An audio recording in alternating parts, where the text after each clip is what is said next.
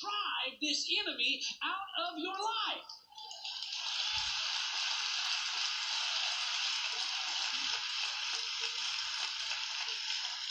So now we've covered every element of this armor, and I want to do this in closing because this gives you the understanding of why it's so important that we wear our armor so that we can fulfill what it means that I've got your back.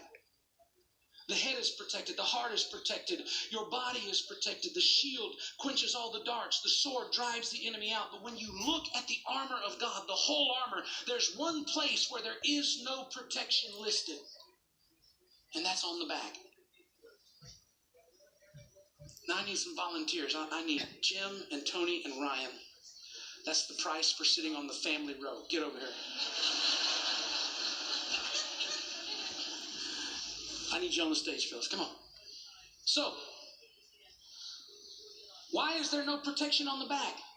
The reason that there is no protection on the back is because of the way Rome was taught to fight. They fought in triangles. If a battalion of soldiers went out to war, there was one taking a lead and then two that were taking what they called a flanking position. But even in hand-to-hand combat, the way that this worked is that these soldiers would stand here shoulder to shoulder to shoulder,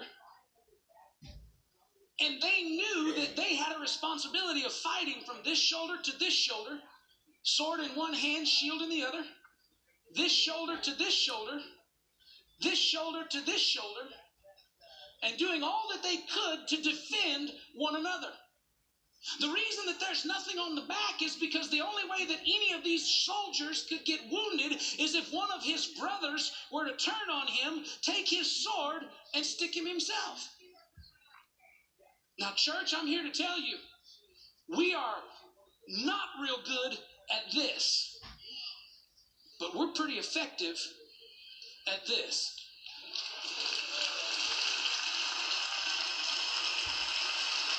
Let me show you how this works.